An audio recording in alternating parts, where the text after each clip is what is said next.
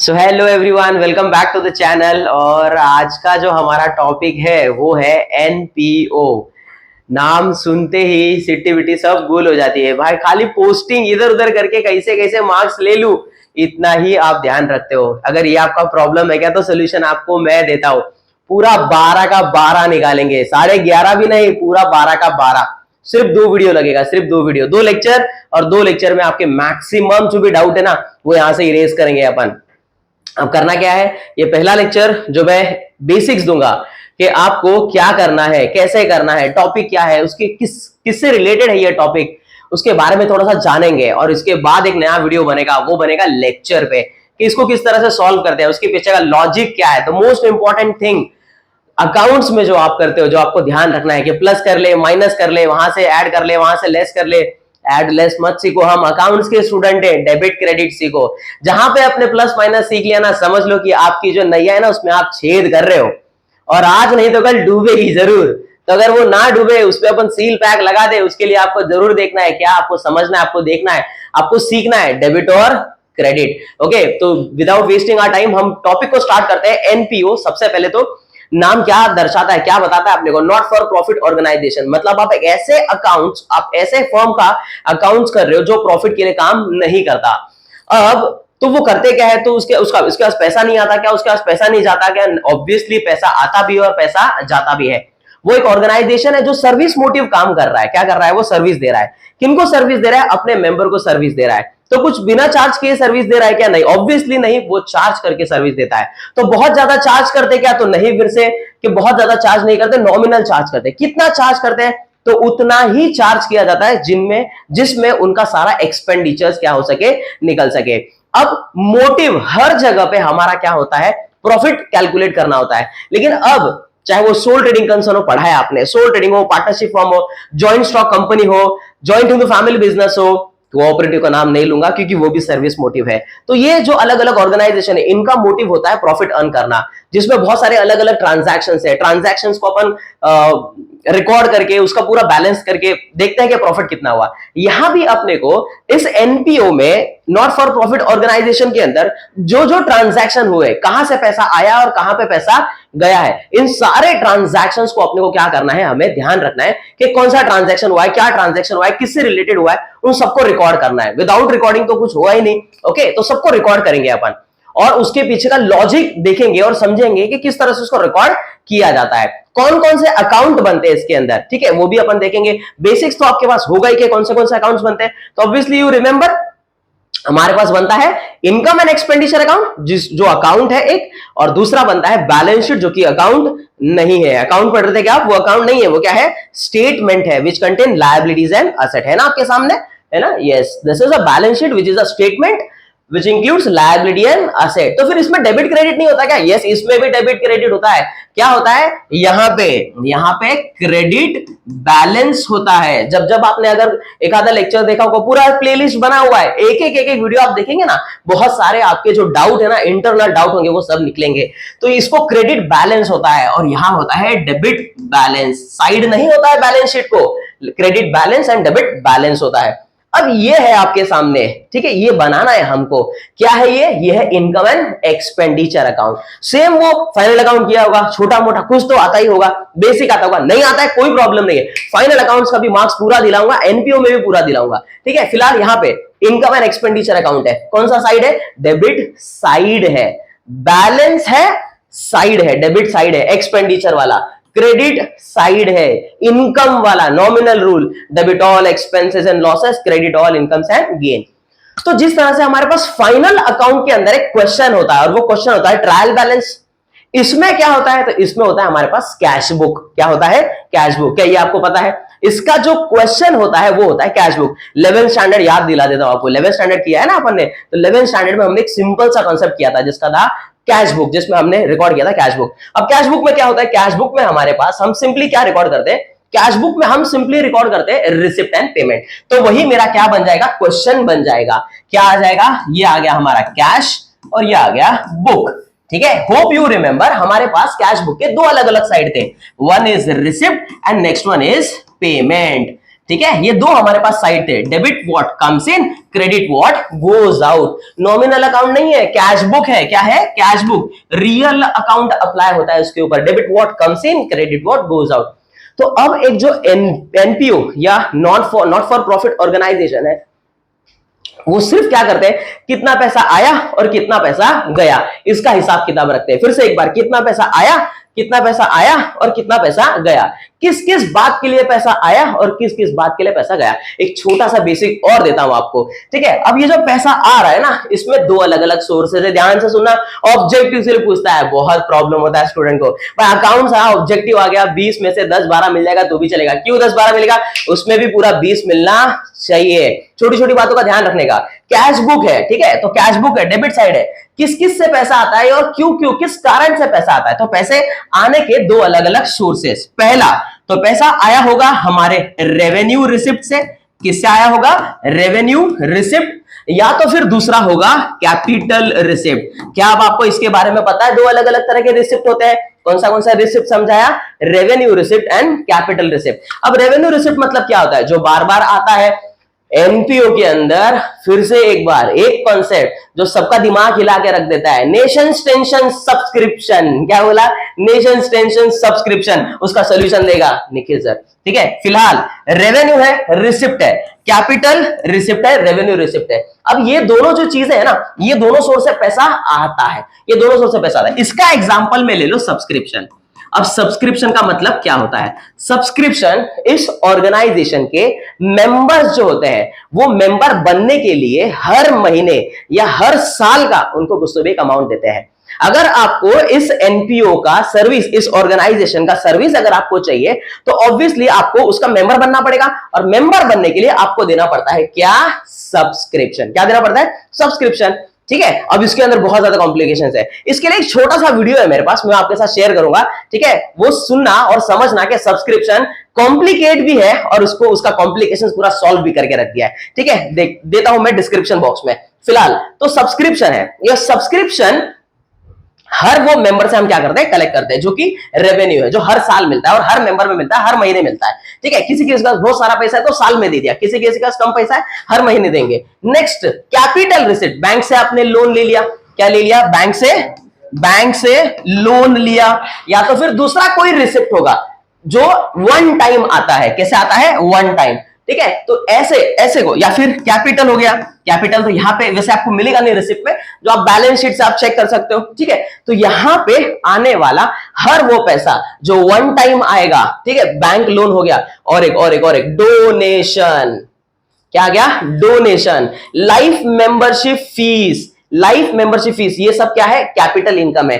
अब ये क्यों कैपिटल इनकम है? लाइफ मेंबरशिप फीस ऑब्जेक्टिव्स में पूछता है, ऑब्जेक्टिव्स में पूछेगा लाइफ मेंबरशिप फीस कहां रिकॉर्ड किया जाता है, तो सीधा कैपिटल में ऐड किया जाता है। क्यों? क्योंकि लाइफ मेंबरशिप फीस लाइफ में एक ही बार दी जाती है, रेवेन्यू नहीं बनता है वो, तो सीधा कैपिटल में ऐड होता है। बोला हो तो भी ऐड होगा, नहीं बोला होगा तो भी ऐड होगा। Is that clear? चलो ठीक है। लेकिन इसके आगे रेवेन्यू लिख दिया तो ज्यादा सोचने समझने की जरूरत नहीं, सीधा उसको रेवेन्यू इनकम बना के इनकम में ले लेंगे। फिलहाल डोनेशन अगर आता है तो डोनेशन भी दो तरह का आता है, लेंदी हो जाएगा लेकिन समझना जरूरी है। डोनेशन भी दो तरह का आएगा, और डोनेशन दो तरह का कैसे रहेगा? एक आएगा खाली डोनेशन, प्लेन डोनेशन, दूसरा आएगा donation for building, donation for prize fund. इस तरह से डोनेशन के साथ अगर कुछ भी लग जाता है, या डोनेशन आएगा ब्रैकेट में लेगा कैपिटल, ठीक है, तो भी वो क्या बन जाएगा? आपका लायबिलिटी बन जाएगा। इस तरह से रिसिप्ट में आने वाले कॉमनली दो अलग अलग सोर्सेस है, रेवेन्यू रिसिप्ट और कैपिटल रिसिप्ट, ये आने वाला दो सोर्स। तो जिस तरह से आने वाला दो सोर्स है, जाने वाला भी दो सोर्स है, that is revenue expenditure and capital expenditure. क्या क्या बोल दिया? Revenue expenditure and capital expenditure. Capital expenditure जो आपका असेट क्रिएट करता है, क्या क्रिएट करता है? असेट क्रिएट करता है। रेवेन्यू एक्सपेंडिचर, अच्छा उसका भी एग्जांपल ले लो, फर्नीचर दिया है, इन्वेस्टमेंट दिया है, एफडी दिया है, ज्यादा करके जो आते हैं वो मैं आपके साथ शेयर कर रहा हूं। फर्नीचर है, प्लांट एंड मशीनरी तो नॉर्मल आपको मिलेगा नहीं इसके अंदर, क्योंकि ये कोई मैन्युफैक्चरिंग कंसर्न नहीं है, इसलिए प्लांट एंड मशीनरी नहीं मिलेगा। फर्नीचर मिल सकता है, उसके बाद प्रीमाइसेस मिल सकता है, ठीक है, स्पोर्ट्स मटेरियल मिल सकता है, जो क्लोजिंग स्टॉक का आता है, स्पोर्ट्स मटेरियल है, इक्विपमेंट है। बुक्स है, अगर कोई लाइब्रेरी होगा तो उसका बुक्स है, ठीक है। अगर कोई जिम खाना है तो उसका इक्विपमेंट है, कोई हॉस्पिटल है तो उसका इक्विपमेंट है, कंप्यूटर है। ऐसे असेट्स होते हैं। क्या होते हैं? असेट्स, जो कैपिटल एक्सपेंडिचर क्रिएट करता है। उसके बाद रेवेन्यू एक्सपेंडिचर, फर्म है, ऑर्गेनाइजेशन है ना, एनपीओ है, ऑर्गेनाइजेशन है, तो उसके उसमें कुछ लोग काम भी कर रहे हैं। अब अगर किधर गया,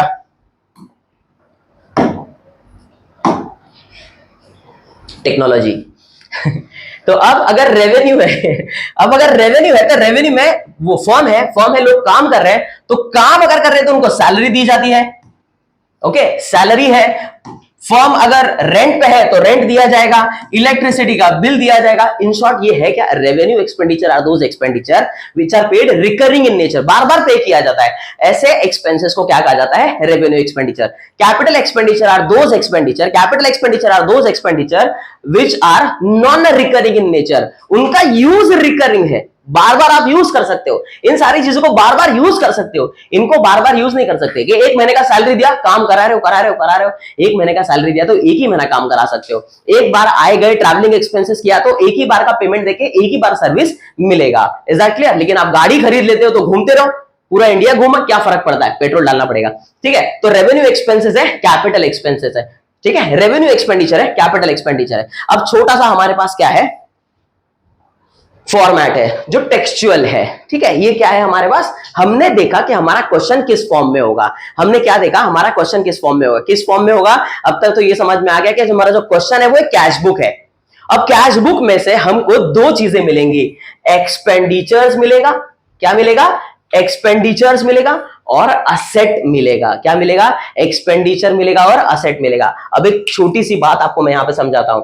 देखो क्या हमने यहां पे देखा कि ये जो है वो डेबिट साइड है। क्या है ये? Debit side. आप ध्यान रखने का, चाहे ट्रायल बैलेंस हो, चाहे एनपीओ हो, चाहे कोई भी हो, कौन सा भी टॉपिक कर रहे हो, जिसको जो बैलेंस होता है वो वहीं पे जाता है। क्या समझ में आया? अब ये डेबिट वाला साइड है ना, डेबिट वाला साइड, तो वो डेबिट में ही जाएगा।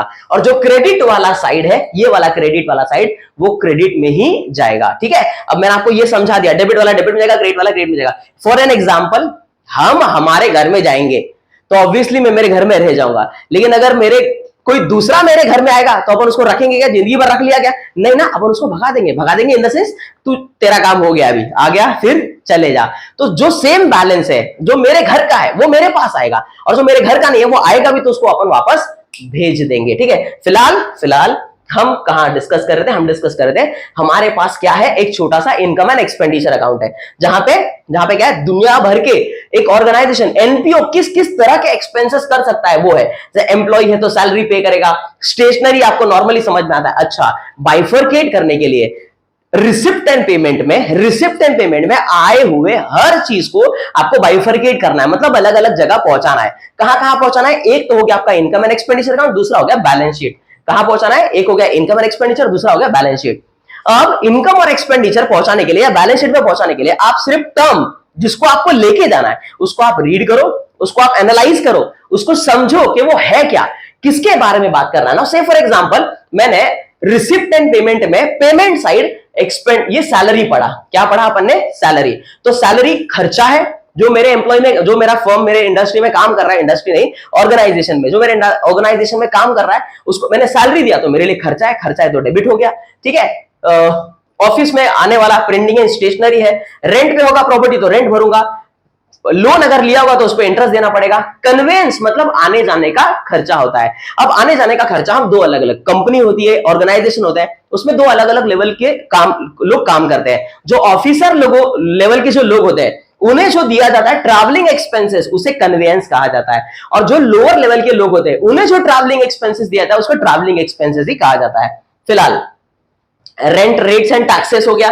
उसके बाद इंश्योरेंस प्रीमियम, ऑर्गेनाइजेशन है, फर्म है, ठीक है, तो जो भी उसका सामान, जो भी इंडस्ट्री है या ऑर्गेनाइजेशन है, जो भी चीजें रखी है उसके पास, उसका इंश्योरेंस निकलवा सकता है। जितने उसके मेंबर है उनका इंश्योरेंस निकलवा सकते हैं, जो प्रॉपर्टी है उसका इंश्योरेंस निकलवा सकता है। तो ये इंश्योरेंस प्रीमियम हो गया। ऑडिट फीस का मतलब क्या होता है? ऑडिट फीस मतलब होता है कि ऑर्गेनाइजेशन का जो भी अकाउंट्स बनाया, अकाउंटेंट आएगा, उसको चेक करेगा, उसका चेक करने का पैसा लेगा, that is audit fees. Office expenses, छोटा मोटा एक्सपेंस, मोबाइल एक्सपेंसेस, मेडिसिन है, क्लब वही कोई हो सकता है, तो फर्स्ट एड बॉक्स रखा जाता है। आज तो बड़े बड़े इंडस्ट्रीज ऑर्गेनाइजेशन में फर्स्ट एड बॉक्स रखा ही जाता है, तो उसका एक्सपेंस हो सकता है। या फिर किसी हॉस्पिटल का अगर आप अकाउंट बना रहे हो तो वहां पे मेडिसिन उसके लिए कंज्यूमेबल पार्ट हो जाता है। पेशेंट आएगा तो उसको मेडिसिन दिया जाता है, कंज्यूमेबल पार्ट है ना, खर्चा हो जाता है। तो दीज आर एक्सपेंसेस, जिसे ड्रग्स भी कहा जाता है। ओके, आगे स्पोर्ट्स मटेरियल है, अगर कोई स्पोर्ट्स क्लब है तो स्टंप, बैट, बॉल, जो भी उसके पास इक्विपमेंट, खेलने वाले इक्विपमेंट है, वो सब स्पोर्ट्स मटेरियल खर्चा हो जाता है। वो क्या हो जाता है? खर्चा, क्योंकि खेलने से उनकी हालत खराब होगी, पंचर होगी, कोई टूट जाएगा, कोई फूट जाएगा, कुछ हो जाएगा।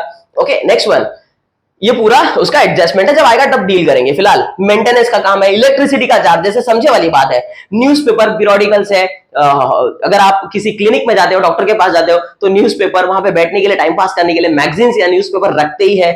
ओके, उसके बाद loss on sale of asset, depreciation है, ये आप प्रॉफिट एंड लॉस में या फाइनल अकाउंट में आप कर चुके हो कि these are the different types of expenses. और जब आप इनकम में आते हो तो कोई भी चीज रिसिप्ट वाली मिलेगी। यहां पे क्या है? ये सब रिसिप्ट है। क्या है? ये सब रिसिप्ट। अब रिसिप्ट में कोई भी चीज रिसिप्ट तो है, तो वो इनकम तो बन ही गया है, लेकिन क्या क्या है? सब्सक्रिप्शन रिसिप्ट, इसका मेन इनकम है। ठीक है, उसके बाद rent received, interest received, dividend received. Hope you remember, या पता होगा आपको डिविडेंड क्या होता है।